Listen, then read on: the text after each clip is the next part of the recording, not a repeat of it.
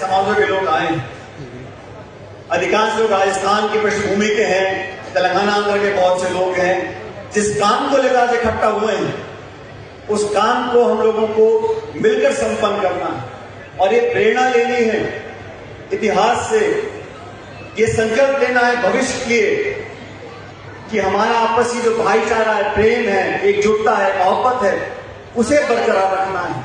अपने जीवन में, अपने परिवार के लिए, समाज के लिए, क्षेत्र के लिए, देश के लिए हम लोग क्या कर सकते हैं।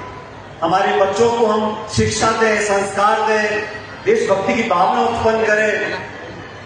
जो परमपिता परमेश्वर ने हमको संस्कार दिए, हम अगली पीढ़ी को उन तक कैसे पहुंचा सकते हैं। देश बदल रहा है, लेकिन हमें अपनी जड़ों को मजबूत रखना है।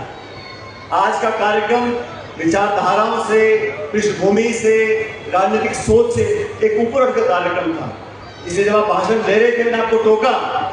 मैंने कहा यहाँ चर्चा नहीं हमें करनी है पक्ष की, विपक्ष की, चुनाव की, हार जीत की। वो जब समय आएगा चुनाव का, तब कबड्डी खेल लेंगे। लेकिन आज हम इकट्ठे हुए हैं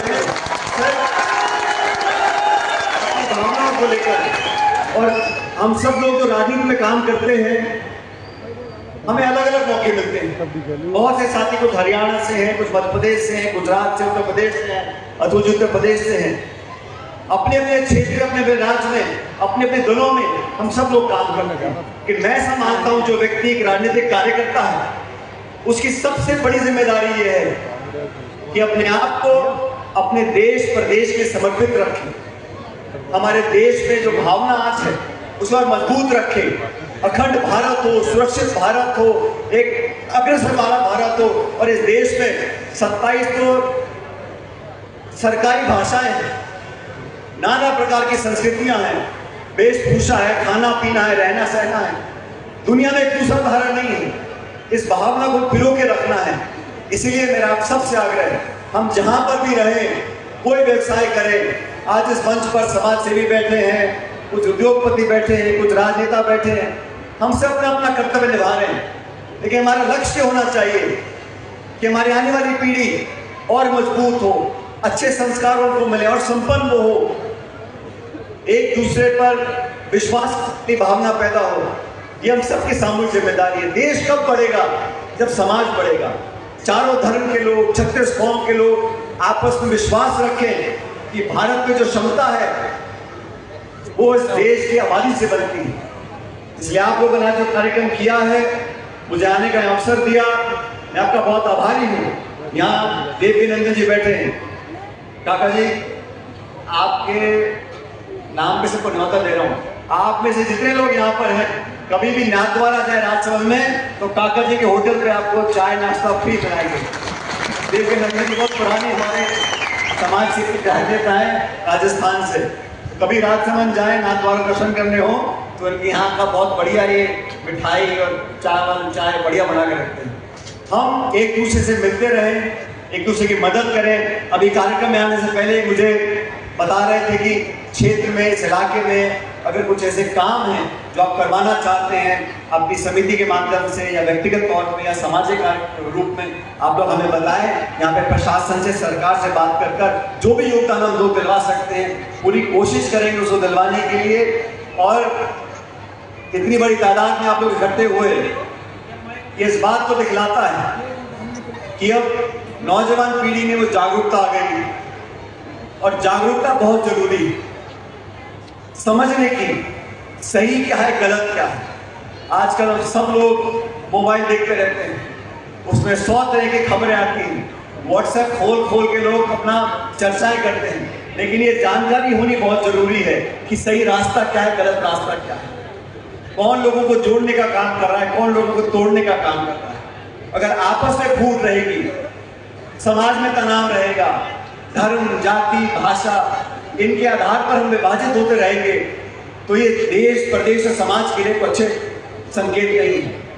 भलाई इसमें है कि हम सब लोग सोच समझकर अपने रास्ते को चुनें। और जो भी काम हम लोग करें, समाज सेवा का हो, उद्योग का हो, व्यवसाय का हो, राजनीति का हो, उसमें हम सब ईमानदारी से करें।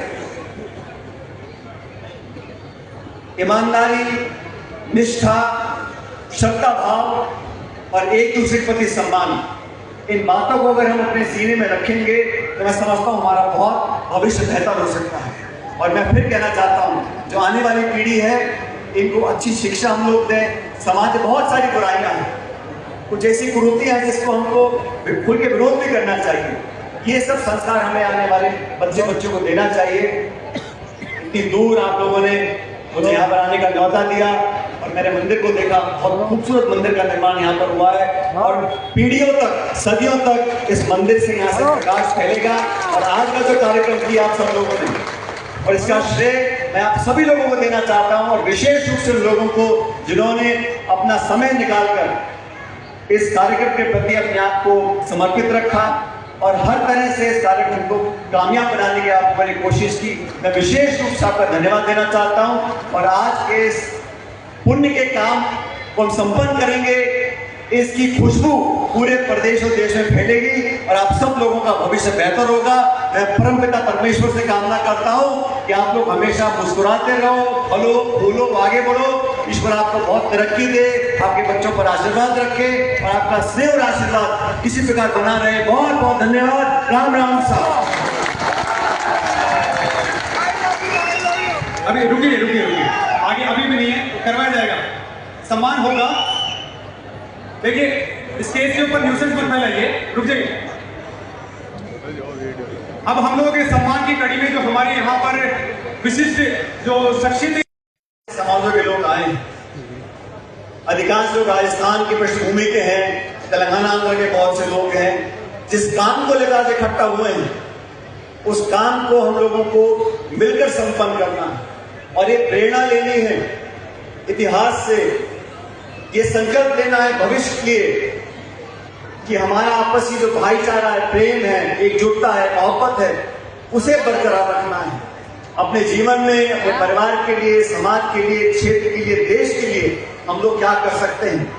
हमारे बच्चों को हम शिक्षा दें, संस्कार दें, देशभक्ति की भावना उत्पन्न करें।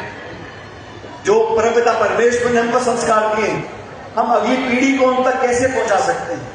देश बदल रहा है लेकिन हमें अपनी जड़ों को मजबूत रखना है। आज का कार्यक्रम विचारधाराओं से, पृष्ठभूमि से, राजनीतिक सोच से एक ऊपर उठकर कार्यक्रम था। इसलिए जब आप भाषण दे रहे थे मैंने आपको टोका, मैंने कहा यहाँ चर्चा नहीं हमें करनी है पक्ष की, विपक्ष की, चुनाव की, हार जीत की।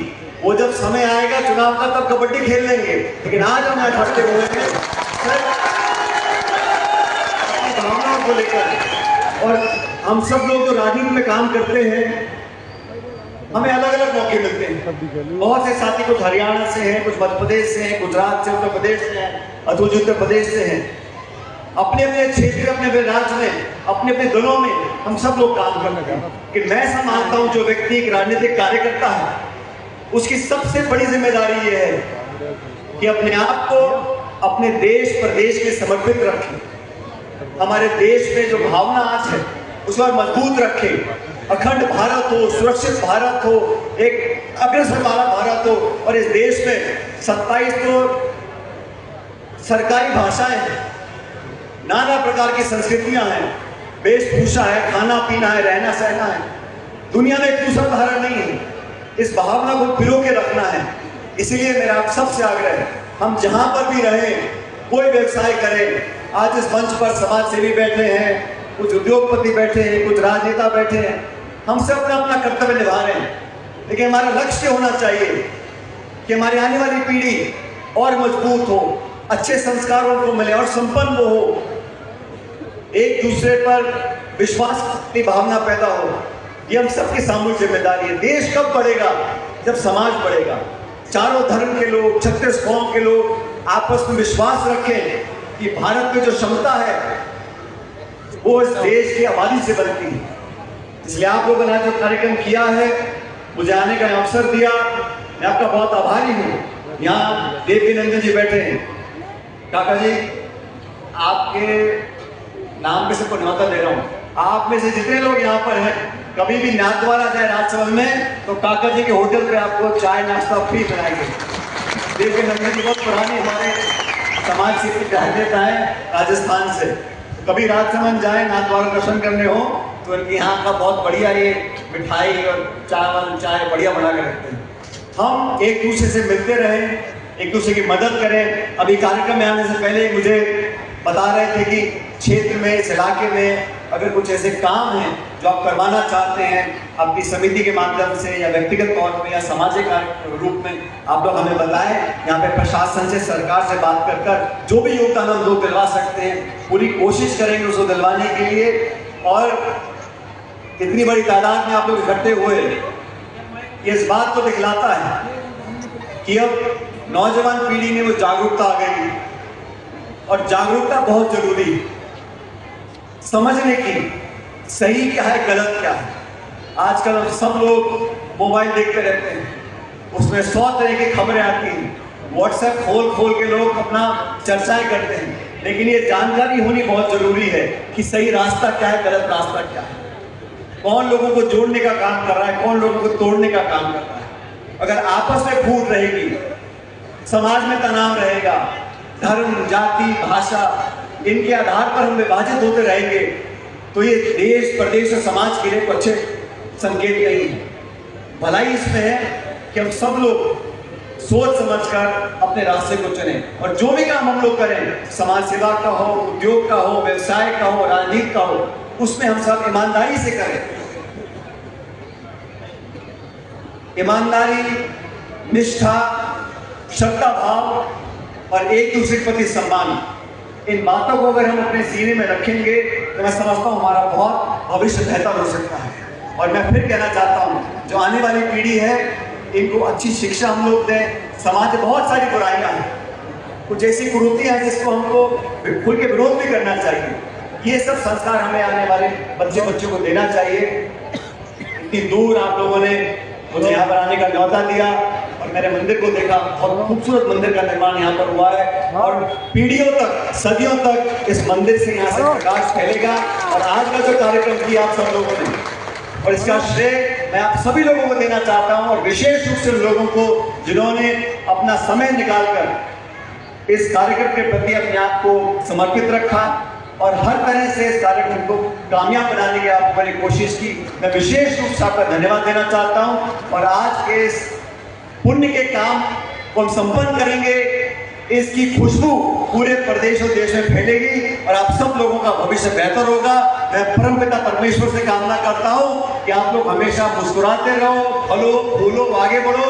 ईश्वर आपको बहुत तरक्की दे, आपके बच्चों पर आशीर्वाद रखे और आपका स्नेह और आशीर्वाद इसी प्रकार बना रहे। बहुत बहुत धन्यवाद। राम राम साहब। अभी रुकिए आगे अभी भी नहीं है, करवाया जाएगा, सम्मान होगा।